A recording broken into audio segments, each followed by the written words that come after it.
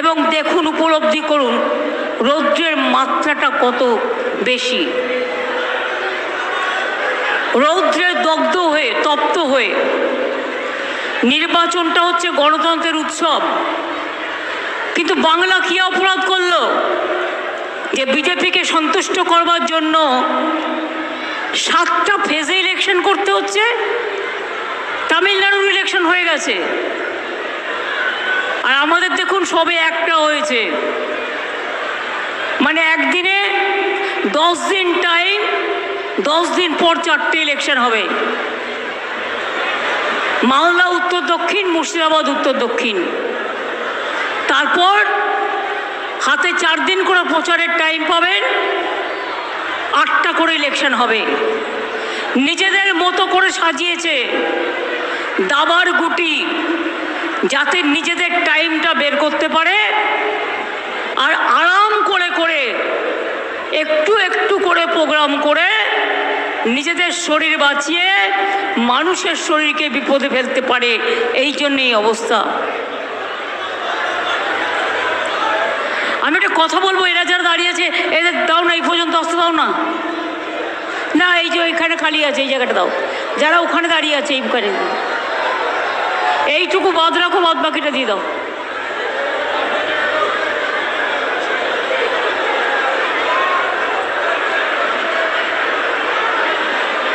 আমি মনে করি আমার নিজের জীবনের দামের থেকেও মানুষের জীবনের দাম অনেক বেশি।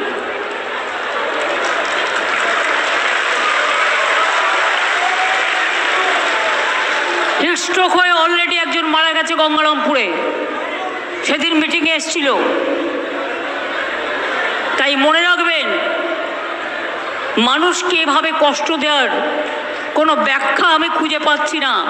ব্যাখ্যা একটাই, বিজেপি যা বলবে দেশে ইলেকশন কমিশন তাই করবে, এছাড়া আরও কোনো ব্যাখ্যা নেই।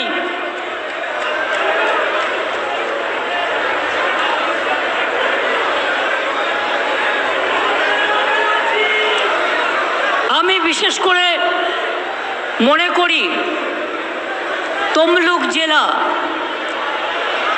এই জেলা আন্দোলনের পীঠস্থান, স্বাধীনতা সংগ্রামীদের পীঠস্থান।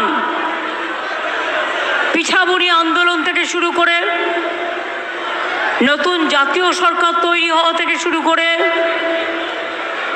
ঈশ্বরচন্দ্র বিদ্যাসাগরের জেলা থেকে শুরু করে, যখন অবিভক্ত জেলা ছিল, ক্ষুদিরাম, সতীশচন্দ্র সামন্ত, সুশীল ধারা, বীরেন্দ্রনাথ শাসমল থেকে শুরু করে একাধিক ব্যক্তি এই জেলায় বিভিন্ন সামাজিক কর্মসূচি, রাজনৈতিক কর্মসূচি, স্বাধীনতার কর্মসূচির জন্য জীবন পর্যন্ত দিয়েছেন। আর এই জেলায় আসলে আমার কি মনে হয় জানেন? আমার অনেক কিছু পুরনো দিনের কথা মনে পড়ে। কারণ তমলুক তো আমি আজকে নই,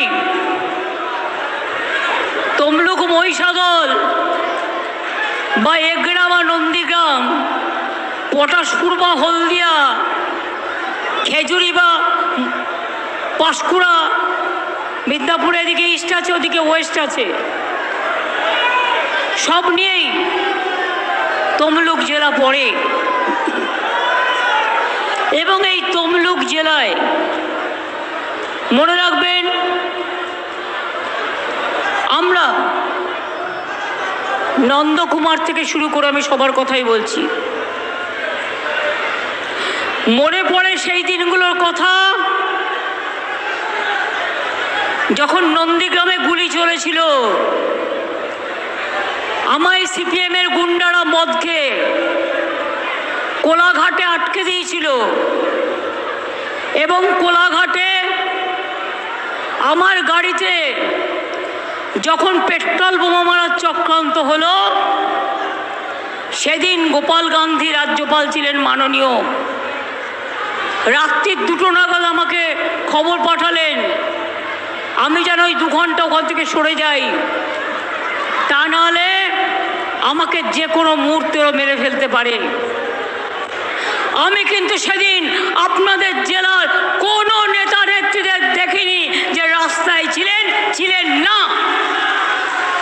আলবাত চ্যালেঞ্জ জানিয়ে বাধ্য হয়ে আমরা গেলাম। কোলাঘাট আমাদের বুক করা ছিল। কোলাঘাট তারমেল পাওয়ারের যে গেস্ট হাউসটা আছে, সেখানেও যাতে আমরা ঢুকতে না পারি বড় বাস রেখে দিয়েছিল। কি সাংবাদিক বন্ধুরা, মিথ্যে কথা বলছি না? যারা সেদিন ছিলেন তারা এই সত্যতা স্বীকার করবেন। কোলাঘাটে রেখে দিয়েছিল বাস, মানে বড় বাস, পাবলিক বাস, যাতে আমরা গেট দিয়ে ঢুকতে না পারি। সেই গেট টপকে জিনিসপত্র নিয়ে আমাদের ঢুকতে হয়েছিল। পরের দিন সকালে 10টা নাগাদ আমি আনিসুরকে ডেকে পাঠাই। আনিসুর পাঁশকুড়ার ছেলে, যে এখন জেলে আছে এইখানকার গদ্দারটার জন্য। সেদিন যখন কেউ ছিল না, আনিসুরকে বললাম, আনিসুর, ওরা তো আমি যেখানেই যাচ্ছি আটকে দিচ্ছে, তারা তো এতগুলো মানুষ গুলি খেয়েছে, আমাকে তো তাহলে পৌঁছতে দেবে না, কি করে পৌঁছাই বলতো? আমি বললাম, তোর স্কুটার বা বাইক কিছু আছে? বললো, হ্যাঁ দিদি, আমার একটা বাইক আছে।